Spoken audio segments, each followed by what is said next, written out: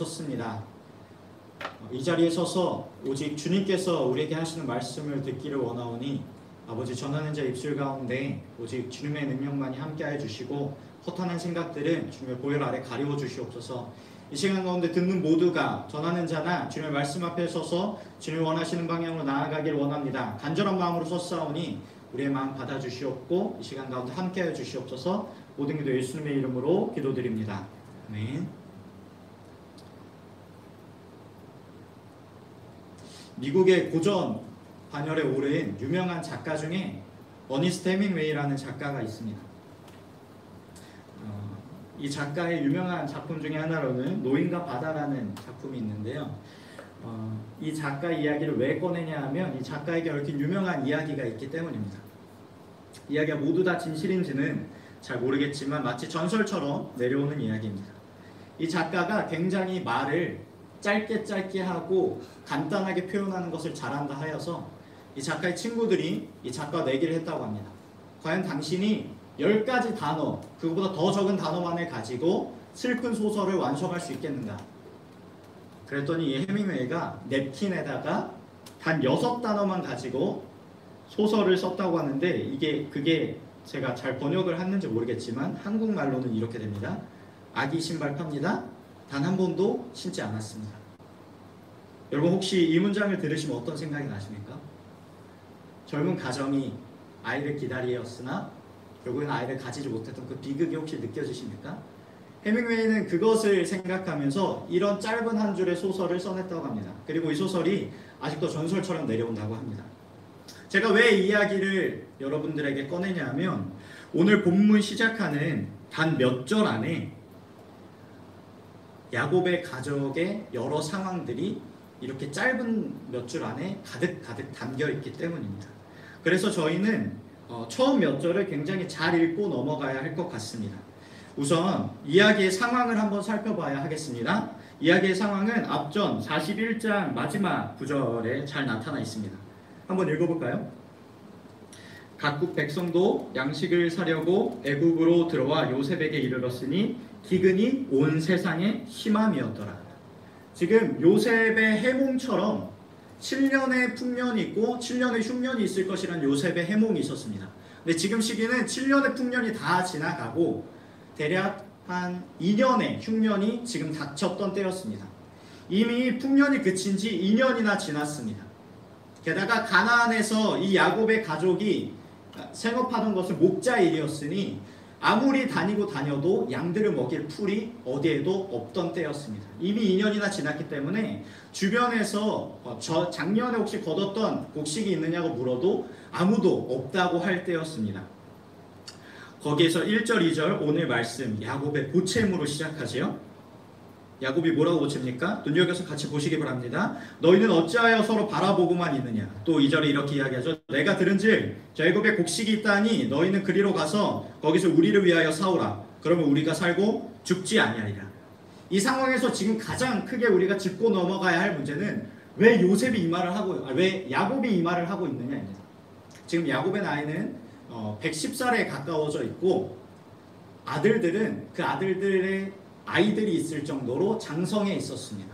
그러니까 이 무리를 이끄는, 이 가정을 이끄는 사실상 지도자는 야곱은 뒤로 물러나 있고 이 아들들이 이끌고 가는 상황이었다는 거죠. 그런데 이 장정 10명의 아들들은 왜 가만히 있고 물러나 있어야 할 110세 가까운 야곱이 지금 나서서 이렇게 채근을 하고 있느냐는 것입니다. 게다가 이 야곱의 말, 너희는 어찌하여 서로 바라만 보고 있느냐. 이 말을 어떻게 이전에 학자들 어떻게 번역을 했느냐 보면은 이 말 가운데 담긴 뉘앙스가 그냥 보채는 것이 아니라 다그치는 것 혹은 조롱하는 것이라고 이야기를 하고 있습니다. 10명의 아들들은 분명 본인들의 가정도 기근 가운데 무척이나 힘들었을 텐데 왜 아버지가 이렇게 나서서 화를 낼 정도로 답답하게 움직이지 않고 있었을까요? 야곱은 그런 아들들의 태도에 지금 보다 못해서 화를 내는 것이 42장 1절인 것이죠. 야곱의 귀에 애굽에 곡식이 있다는 소문이 들렸습니다. 저 애굽 땅에는 곡식이 있다는 소문이 들렸어요. 다 늙어서 뒤로 빠져있는 아버지의 귀에도 들릴 정도면 매일같이 들에 나가서 매일같이 사람들을 만나서 상업을 하고 일을 하던 아들들에게는 분명히 소문이 더 먼저 들렸을 것입니다. 근데 아들들은 애굽에 곡식이 있다는 것을 알면서도 움직이지 않고 있었습니다. 왜 그렇게 미적대고 있었을까를 생각해보면 사실 한 가지 이유밖에 없죠. 그들이 먼 과거에 일으킨 한 사건 때문입니다. 바로 그들이 자기 동생을 죽이려다가 노예를 팔아넘긴 땅이 애굽이었기 때문이죠. 아마 제가 예상하건대 이 10형제들은 애굽 말고 다른 곳에서 곡식을 구할 수 있지 않나 아마 사방팔방으로 돌아다녔을 것입니다. 그곳에 가지 않고 다른 곳에서 식량을 구할 수 있으면 어디든지 갔을 것입니다. 그러나 지금 상황은 요셉이 있는 애굽 말고는 어디에도 솟아날 구멍이 없는 상황이죠. 그렇기 때문에 그들은 그 꽁꽁 숨겨두고 싸매어둔 죄를 들추지 않으려고 묻어두었던 그 땅 애굽으로 가기를 지금 주저하고 있는 것입니다. 그러나 하나님은 모든 상황을 이 10형제가 그 죄책의 한가운데, 그 죄의 한가운데 애굽으로 향하도록 지금 인도하고 계시는 것이죠. 또 이어지는 4절 말씀을 한번 보시겠습니까? 4절 말씀을 보면 이 가족 상황이 어땠는지 잘 드러납니다. 4절 한번 같이 읽어보겠습니다. 읽습니다. 야곱이 요셉의 아우 베냐민은 그의 형들과 함께 보내지 아니하였으니 이는 그의 생각에 재난이 그에게 미칠까 두려워함이었더라. 아멘. 지금 베냐민의 나이가 몇이나 됐을까요?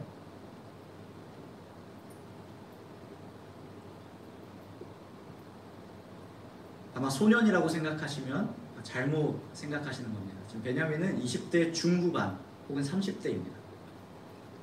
장정이죠. 그런데 야곱이 베냐민을 어떻게 취급합니까? 아주 꽁꽁 싸매어두고 형들과는 같이 애굽으로 내려보내지 않습니다. 형들은 가차없이 애굽 그 위험한 길로 보내면서 이 베냐민을 보내지 않고 있는 것이죠. 또 뭐라고 이야기합니까? 재난이 닥칠까 두려움이었더라. 다른 번역에서는 해가 그에게 닥칠까 두려움이었더라. 왜 야곱이 이렇게 막내를 감싸고 돌까요? 이 야곱에게도 이렇게 감싸고 도는 이유가 있죠. 당연히 그 가슴속에 품고 있던 상처 때문이었습니다. 형들의 목숨은 소모돼도 상관없는 것처럼 여기는데 막내만큼은 그럴 수가 없다는 거죠. 제가 유튜브를 간혹가다 보는데 유튜브 댓글을 이렇게 내리다가 한 줄의 문장에 제 가슴이 깨뚫린 적이 있습니다. 누군가의 유명한 말이었는데 벤자민 프랭클린의 말이라고 합니다. 돈에 관한 그 말이었습니다. 이렇게 이야기합니다. 돈이면 무엇이든 된다고 말하는 사람은 반대로 돈을 위해서 무엇이든 할 수 있는 사람입니다. 제가 왜 가슴이 깨뚫렸냐면 제가 이 글을 읽을 때 돈이면 웬만한 건 되지 않을까라고 생각을 했기 때문입니다. 그러면 나는 웬만한 돈을 주기만 하면 웬만한 건 다 할 수 있는 사람인가? 라는 생각이 제 가슴을 깨뚫었습니다. 지금 야곱이 지금 딱 이 지경이죠. 베냐민을 위해서라면 나머지 아들들의 목숨은 그냥 내버릴 정도입니다. 처음에 요셉에게 베풀었던 그 편애, 그때는 그저 편애였지만 이제는 그 편애가 더욱더 삐뚤어지고 왜곡되어서 이제 형들 목숨은 내버려도 상관없고 이 막내만을 감싸고 도는 상황이죠. 형제들이 요셉을 죽이려고 했던 그 마음의 동기가 무엇이었건, 그저 요셉이 꼴보기 싫어서였건 아니면 요셉에게만 쏟아졌던 아버지의 인정을 나누어 받고 싶어서였건, 그들의 악한 행실 이후에 지금에 이르기까지 수십 년 동안 이 가정과 또한 형들의 심중 가운데는 그 치유를 향한 발걸음은커녕 과거의 상처를 잊지도 못하고 온 가족이 지금 왜곡되고 삐뚤어져 있다는 것을 우리가 볼 수 있습니다. 가장 야곱의 상처는 지금 골마 있습니다. 형들은 죄책의 기억 때문에 매일매일 어디서도 편할 수가 없습니다. 곧 있으면 저희가 살펴볼 것입니다. 또한 아마 매일 성경 내일 본문이겠지만 21절을 살펴보면 형들이 매일같이 어떻게 살았는지를 우리가 알 수 있습니다. 조금의 충격이나 조금의 불행이나 내가 이해할 수 없는 안 좋은 일이 내게 닥쳤을 때 형들은 다짜고짜 바로 우리가 요셉에게 한 죄값을 지금 치르고 있는 것인가? 라는 말을 합니다. 형들이 매일같이 어떻게 살았는지를 알 수 있는 것이죠. 죄악을 마음에 품고 또 묻어버리면 우리 생각에는 편할 것 같지만 결코 치유와 제3의 길로는 나아갈 수가 없습니다. 죄는 묻어도 그 묻어진 그 주변을 좀먹기 시작합니다. 죄를 치워버리는 방법은 오직 하나죠. 그것을 똑바로 직면하고 하나님께 가지고 나오는 방법입니다. 그러나 형들은 그것을 계속해서 묻었습니다. 요셉을 구덩이에 던졌던 것처럼 그 이름 말하지도 마. 그 지역 말하지도 마. 애국 쳐다보지도 마. 서로 그렇게 조장하면서 매일같이 발 뻗고 자지도 못하고 죄악 가운데 시달렸던 것이죠. 우리가 죄를 짓는 것도 무서운 일이지만 사탄은 우리가 죄를 지은 다음에도 그 죄를 가지고 우리를 괴롭힙니다. 끊임없이 죄책을 그 위에 뒤집어 씌워가지고 우리가 죄를 가지고 주님께 나오지 못하도록 우리를 가로막습니다. 그러나 하나님은 야곱의 가정 가운데 아직 은혜와 그분의 계획을 가지고 계셨습니다. 오직 요셉을 향하여서 하나님의 꿈이 있는 것이 아니라 요셉뿐만 아닌 야곱의 온 가정을 향한 하나님의 계획이 있었습니다. 그래서 이 열 형제를 죄를 직면할 수 있는 그 자리 애굽으로 지금 향하게 하시는 것이죠.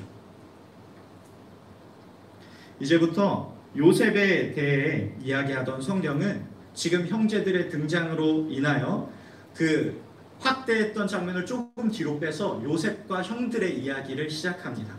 나중에는 더 나아가서 야곱의 가정까지를 다루기 시작합니다. 근데 오늘은 요셉과 형들의 이야기를 다루고 있는 것입니다. 형들은 애굽에 도착해서 곡식을 사기 위해 당연히 수많은 인파가 애굽으로 몰려들었겠죠. 줄을 서 있었습니다. 그러다 형들이 맨 앞에 나와서 요셉에게 절을 할 때 요셉이 그 형들을 바로 알아보았다는 말이 나옵니다. 이 부분에 대해서 어떤 해석은 이렇게 합니다. 요셉은 주님 앞에 신실하고 주님 앞에서 어떻게든 살려고 노력했던 사람이기 때문에 어릴 때의 그 꿈을 지금까지도 기억하고 있었다. 그래서 가나안 땅에도 기근이 미쳤다는 것을 알았고, 그렇다면 형들이 그 곡식을 사러 애굽으로 올 것을 알았기 때문에 미리 나아가서 형들을 기다리고 있었다고, 그래서 알아볼 수 있었다고 어떤 해석은 이야기합니다. 그러나 저는 제가 아무리 살펴보아도 이때 요셉이 처음 형들을 바라보았을 때 요셉이 지난 어린 시절 그 꿈을 지금 붙잡고 있었다고 생각하기는 어렵다고 생각을 합니다. 요셉은 분명히 하나님을 신뢰하고 살아왔습니다. 지금도 하나님을 붙잡고 있었습니다. 하나님이 실패 가운데서도 그를 붙잡고 언제나 인도하고 있다는 것, 요셉은 이 사실을 흔들리지 않았습니다. 그런데 어릴 때의 그 꿈을 또렷이 기억하고 있었느냐, 아직도 붙잡고 있었느냐, 여기에 대해서는 저는 잘 모른다고 생각을 합니다. 이를 잊고 있거나 적어도 희미하게만 기억을 하고 있었습니다. 제가 왜 그렇게 생각하냐면 앞선 41장 51절, 52절에 잘 나타납니다. 요셉이 해몽에 성공하고 총리가 된 다음에 아이를 둘 낳죠. 아이를 둘 낳을 때 아이들 이름을 지으면서 이렇게 이야기합니다. 51절 한번 같이 읽어볼까요? 41장 51절입니다. 같이 읽겠습니다. 요셉이 그의 장남의 이름을 므낫세라고 하였으니 하나님이 내게 내 모든 고난과 내 아버지의 온 집 일을 잊어버리게 하셨다 하며, 차남의 이름을 에브라임이라 하였으니 하나님이 나를 내가 수고한 땅에서 번성하게 하셨다 함이었다. 두 아들을 얻고 각각 아들들의 이름을 지으면서 요셉이 어떤 생각을 가지고 있었는지가 이 아들들의 이름에 잘 드러납니다. 하나님의 은혜를 찬양하고 동시에 아버지 집에서 있었던 일을 제가 이제야 잊었습니다 라고 하나님께 감사하고 있습니다. 요셉이 이때에도 하나님을 강하게 붙들고 있다는 것은 이집트에서 총리가 되었고 이집트 제사장의 딸과 혼인했음에도 아들들은 히브리식으로 이름을 지었다는 것에서 우리가 알 수 있습니다. 그러나 하나님을 그렇게 강하게 붙든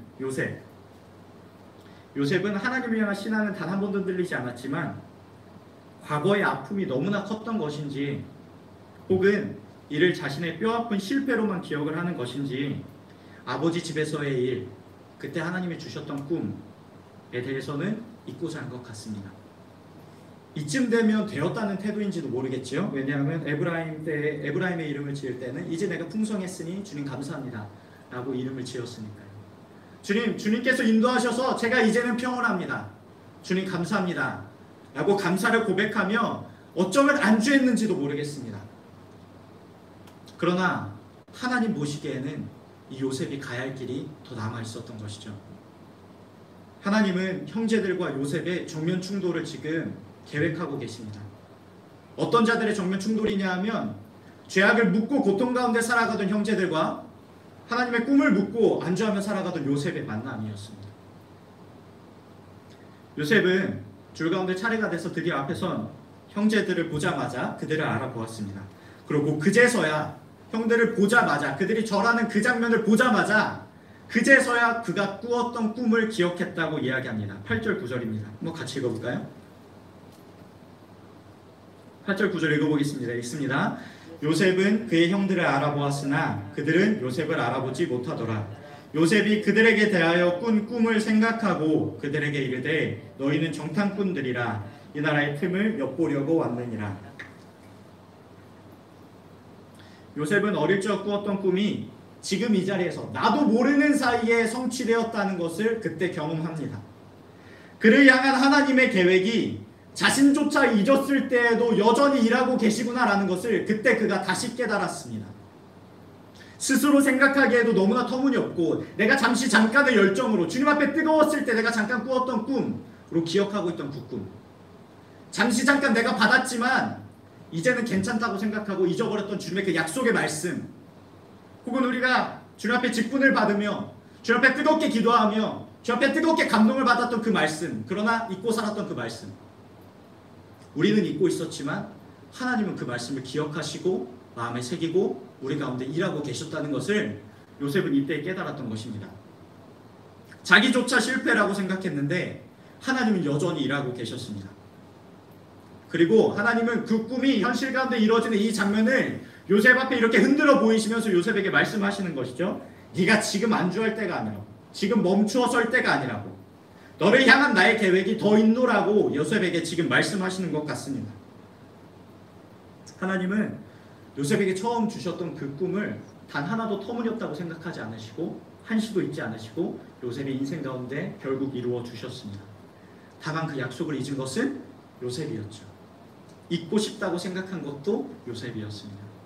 우리들의 삶에서 항상 나타나는 문제가 이것입니다. 하나님은 잊지 않으시고 하나님은 신실하지만 그 약속을 듣고 말씀을 읽은 우리가 그 약속을 잊고 그 말씀을 잊습니다. 그러나 하나님은 그 모든 것을 잊고 있던 요셉에게 나타나셔서 약속과 꿈을 보여주시면서 내가 너의 삶에서 단 한순간도 손길을 떼지 않았노라고 지금 이야기하고 계십니다. 요셉은 이 꿈을 기억하자마자 형들에게 거짓 누명을 씌웁니다. 잘못 이해하시면 지금 8절 그리고 9절 말씀에 꿈을 생각하고 바로 거짓 누명을 씌우는 모습을 보여요. 이 부분을 잘못 이해하면 지금 요셉의 마음속에 복수나 상처가 아직 남아있나? 라고 생각을 할 수 있습니다. 그러나 요셉은 정반대의 의도로 형들에게 이렇게 거짓 누명을 씌우고 있습니다. 사랑과 회복을 위한, 그리고 자신을 통하여 온 가족이 회복되게 하실 거라는 주님의 꿈을 다시 한번 깨닫고 가족들, 이 형제들을 애굽에 좀 더 머물러 있게 하기 위하여 모든 가족을 애굽으로 부르기 위하여 계획을 마음속에 시작한 것입니다. 근데 이 선한 계획 가운데 또 다른 주인공들이 있죠. 바로 10명의 형제들입니다. 요셉이 잊어두었던 하나님의 꿈을 기억했을 때 형들은 정반대의 것들을 기억합니다. 12절 13절 한번 같이 읽어볼까요? 같이 읽어보겠습니다. 읽습니다. 요셉이 그들에게 이르되 아니라 너희가 이 나라의 틈을 엿보러 왔느니라. 그들이 이르되 당신의 종 우리들은 12형제로서 가나안 땅 한 사람의 아들들이라. 막내 아들은 오늘 아버지와 함께 있고, 마지막입니다, 또 하나는 없어졌나이다. 지금 요셉은 형들을 애굽에 더 붙잡아두기 위해서 누명을 씌웠습니다. 근데 이 형들은 두려움 가운데 변명을 하다 보니까 요셉이 물어보지도 않았던 가정사를 다 털어놓고 있죠. 이제까지 아무에게도 이야기하지 않았던 요셉의 일까지, 그 아픔까지 지금 쏟아져 나왔습니다.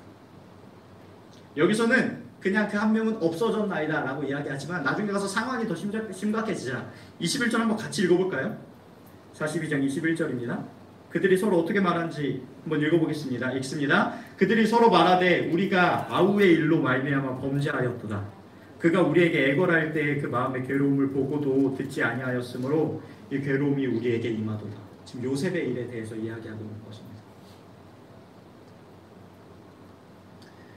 요셉은 하나님의 은혜, 신실하심을 기억한 반면 형들은 자신의 마음속에 자신들을 좀먹고 있던 죄악들을 털어놓습니다. 그리고 더 뒤에 나아갈수록 그 모든 죄악을 자복하고 요셉에게 용서를 구해가는 모습을 우리가 확인하게 될 것입니다. 하나님은 이 모든 과정을 통해 하나님의 꿈이 요셉의 개인적인 꿈이 아니라 요셉과 형들의 화해, 또한 더 나아가서 요셉의 또한 야곱의 온 가정을 향한 하나님의 크신 꿈이라는 것을 보여가십니다. 하나님은 요셉의 꿈을 통해서 요셉 한 사람만이 아닌 요셉과 형들, 또한 장차 수백 년 뒤에 하나의 민족으로 세워질 이스라엘, 야곱의 가족 전체를 향한, 그리고 더욱 뒤에 결국 예수 그리스도로 이 땅 가운데 이루어질 하나님의 꿈이 어떻게 펼쳐질지를 보여주시는 것이죠. 다만 이 가운데 오늘 본문을 통해서 우리가 반드시 깨달아야 할 것이 두 가지가 있다고 생각을 합니다. 하나님의 일을 이뤄가시는 가운데 하나님은 그분의 백성에게 두 가지를 매일같이, 또한 주님 앞에 가장 중요하게 생각하며 주님과 나아가기를 오늘 말씀을 통해 우리에게 이야기하십니다. 첫째는 우리가 주님의 신실하심을 매일같이 기억하는 것입니다. 제가 신학교에 처음 갔을 때 전에는 컴플렉스가 아니었는데 컴플렉스가 된 것이 있습니다. 뭐냐면 남들은 다이나믹하고 뭔가 말씀으로 하나님께서 빡 찍어주시고 음성이 들린 것 같고 번개가 치는 것만 같은 하나님의 소명의 순간이 있더라고요. 내 종이다 라는 소명의 순간이 있었는데 제게는 그렇게 큰 게 없는 것입니다. 그래서 남들이 막 이야기할 때 제게는 어느샌가 그게 콤플렉스가 되어 있더라고요. 제 소명의 순간은 너무나 평이했습니다. 주님 앞에 기도할 때 주님이 제 과거의 모든 순간들을 한시 한때도 빼놓지 않고 지켜보신다는 것을 이야기하는 것처럼 모두 다 기억나게 하셨습니다. 그때는 콤플렉스였는데 몇 년 지나지 않아서 깨닫게 됐습니다. 그 정도면 내게 충분하구나. 주님께서 제게 이렇게 말씀하시는 것 같았기 때문입니다. 나는 한시 한때도 너를 향하여 준비를 하지 않은 적이 없었다 라고 이야기하는 것 같았기 때문입니다. 그저 소명뿐만 아니라 우리 성도의 모든 삶에 이와 같은 일이 언제나 있다고 저는 생각을 합니다. 하나님은 우리의 삶을 돌아보실 때마다 한시 한때도 우리를 낭비하지 않으십니다. 그분의 계획 가운데, 신실하신 가운데 우리를 붙들고 그분의 계획 가운데 우리를 이끌고 가고 계십니다. 그것을 잊는 것은 언제나 우리죠. 그것을 깨닫지 못하는 것은 언제나 우리죠. 스스로 내 삶은 실패였다고 이야기합니다. 그때는 잠깐의 넘어짐이었다고 이야기합니다. 하지만 하나님 보시기에는 그 또한 형통이었죠. 요셉의 삶 가운데 하나님께서 증거하신 것처럼. 이 은혜를 우리가 언제나 기억했으면 좋겠습니다. 또한 두 번째로, 우리의 죄가 있다면 이를 묻어두고 숨기는 것이 아니라 주님 앞에 가지고 나와서 주님 앞에 자복하며 회개하는 마음을 우리가 언제나 가져야 한다는 것입니다. 아까도 이야기했듯이 사탄은 죄를 통해 두 가지 방식으로 우리에게 역사합니다. 우리를 공격합니다. 죄로 유혹하는 것뿐만 아니라 우리가 죄를 짓고 나서 죄책으로 우리를 둘러싸서 그 죄를 가지고 주님 앞으로 나아가 죄사함을 얻지 못하게 합니다. 그러나 그럴 때 성도가 언제나 용기를 내야 하는 것은 내게 염치 따위는 없게 하소서, 내게 주님 앞에 나아가 이 죄를 내어놓게 하시고 회개를 위해 기도할 수 있게 하여 주시옵소서 라고 주님 앞에 구하는 것입니다. 이 두 가지 사실을 우리가 언제나 잊지 않고 주님의 계획 가운데 달려가는 이 피플스 교회 모든 성도님들 되었으면 좋겠습니다. 마지막으로 저희 제목 모아서 또한 각자의 삶의 정황을 두고 기도했으면 좋겠습니다. 두 가지 제목을 두고 기도하실 텐데요. 우선 첫째로 기도하실 때에는 오늘 말씀 가운데 우리에게 말씀하시는 주의 말씀을 붙잡고 우리가 기도했으면 좋겠습니다. 매주 예배를 시작하면서 또한 예배 전에 경건의 시간마다 저희가 기도하지요. 주님의 은혜 받은 백성으로 서 있을 수 있게 하여 주시옵소서. 참된 자복으로 참회의 마음으로 나의 죄를 가지고 나올 수 있게 하시옵소서. 이 기도를 우리가 다시 했으면 좋겠습니다. 저 스스로는 주님 앞에 나와 기도할 수 없는 심령이니 성령께서 함께 해주셔서 주님 앞에 감사의 은혜의 제목이 있고 주님께서 나에게 주신 약속이 있다면 모두 떠오르게 하시고 주님 앞에 반대로 가지고 나야 할 모든 죄악이 있다면 모두 떠올라서 주님 앞에 진심으로 참여할 수 있게 해주시옵소서 라고 우리 간절한 마음으로 기도하며 나아갑니다. 기도하시겠습니다. 하나님 아버지, 오늘도 주님 앞에 저희들을 세워주심에 감사드립니다. 아버지, 우리의 완악한 심령을 주님께서 붙들어 주시옵소서. 아버지시여, 우리가 우리의 삶 가운데 안주하고 있었다면 지난 때에 아버지 주님 앞에 주여 받았던 우리 약속이나 말씀을 다시 한번 기억할 수 있게 해주시옵소서. 아버지 내가 눈을 돌리고 주여 주님 앞으로 멀리 떨어져 있을지라도 주여 주님께서는 나를 잊지 않으시고 그 약속을 버리지 않으시고 나를 통하여 신실하게 그 약속을 이루어 가십니다. 아버지시여 그 은혜와 신실하심을 우리가 언제나 붙들 수 있게 하여 주시옵소서. 아버지시여 우리의 심령이 완악하오니 아버지 성령께서 찾아와 주시옵소서. 주님의 은혜 받은 백성으로 언제나 우리가 서 있을 수 있게 하여 주시옵소서. 아버지 우리 스스로는 할 수 없습니다. 아버지시여 주님의 사랑을 언제나 우리 가운데 주여 주님께서 일하셨던 주님의 일하심을 우리가 잊지 않고 떠올릴 수 있게 하여 주시옵소서. 아버지시여 돌아보며 나의 삶을 돌아보며 불평이나 원망이나 그때는 실패였다고 차라리 잊게 해달라고 이야기하는 우리 가운데 성령께서 오늘 이야기하십니다. 나는 그때라도 너와 함께 있으며 그 시간을 낭비하지 않고 그 시간을 통하여 너를 위하여 일하고 있었다고. 그리고 모든 과정을 거쳐서 장차 나의 꿈을 너에게 이루어갈 것이라고 이야기하십니다. 아버지시여 주여 주님 앞에 섰사오니 아버지시여 은혜 백성으로 설 수 있게 하여 주시옵소서. 또한 아버지 주여 주님 앞에 가지고 나갈 죄가 있습니다. 마음 가운데 형제를 살인했으며 아버지시여 미워하였고 아버지시여 주님 앞에 진실되지 못하였으며 게으르고 주여 주님 앞에 아버지시여 그것을 알았음에도 아버지시여 잊고 살았던 우리의 마음이 있습니다. 아버지시여 우리 언제나 죄를 괴롭히는 죄악을 주여 주님 앞으로 가져오 나올 수 있게 해 주시옵소서. 아버지시여 언제나 우리를 종먹고 있으므로 고통스럽게 하나 아버지시여 주를 주 앞으로 가져오지 못하는 아버지시여 우리의 삶 가운데 주의 담대함을 허락하여 주시어서 아버지시여 주 앞에 진심으로 나와 참회하고 자복할 수 있는 성령의 심정으로 우리들을 붙들어 주시옵소서. 아버지시여 우리 가운데 함께해 주시기 원합니다. 아버지시여 연약한 가운데서라도 주의 주의 붙드심을 믿사오니 아버지시여 우리 가운데 매일같이 함께하여 주시옵소서. 붙들어 주시옵소서. 두 번째로 우리 기도하실 때에는 각자의 삶의 정황을 두고 기도했으면 좋겠습니다. 기근은 어느 곳에라도 닥칩니다. 약속의 땅에라도 그 기근은 허락지 않고 그 기근은 지나가지 않고 닥칩니다. 그러나 그 가운데 우리가 주님을 바라볼 수 있기를 원합니다. 주님의 이름을 부르며 주님 가운데 내가 서 있길 원하노라고 주님 앞에 바라며 주님 앞에 진실되게 서 있길 원합니다. 나의 삶의 정황을 주님 앞에 모두 다 진실되게 내어놓으며 주님 내가 이런 처지에 있사오니 아버지시여 이겨나갈 힘과 믿음을 함께해 주시옵소서. 나에게 붙들어 주시는 주님의 은혜로 함께해 주시옵소서. 우리 간절하게 기도하며 나아갑니다. 기도하시겠습니다. 하나님 아버지 함께해 주시면 감사드립니다. 아버지시여 연약한 심령들이 주여 주님 앞에 서서 기도드립니다.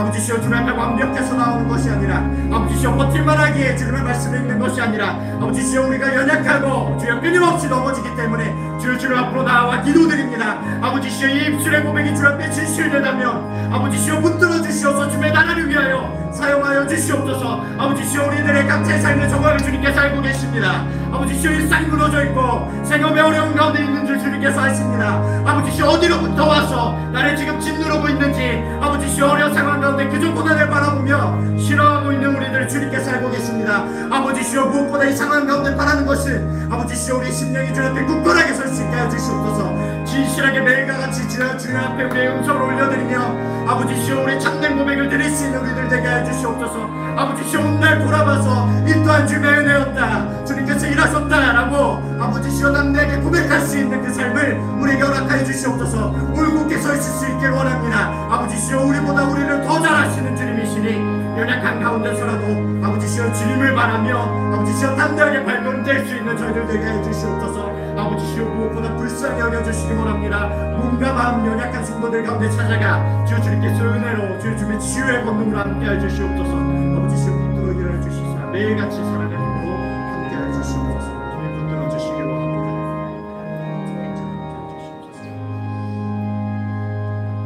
예수님의 이름으로 기도드립니다. 우리 주님 알려주신 기도로 마무리하겠습니다. 하늘에 계신 우리 아버지여, 이름이 거룩히 여김을 받으시오며 나라의 마옵시며 뜻이 하늘에서 이룬 것 같이 땅에서도 이루어지이다. 오늘날 우리에게 일용할 양식을 주옵시고 우리가 우리에게 죄 지은 자를 사하여 준 것 같이 우리 죄를 사하여 주옵시고 우리를 시험에 들게 하지 마옵시고 다만 악에서 구하옵소서. 대개 나라와 권세와 영광이 아버지께 영원히 있사옵나이다. 아멘.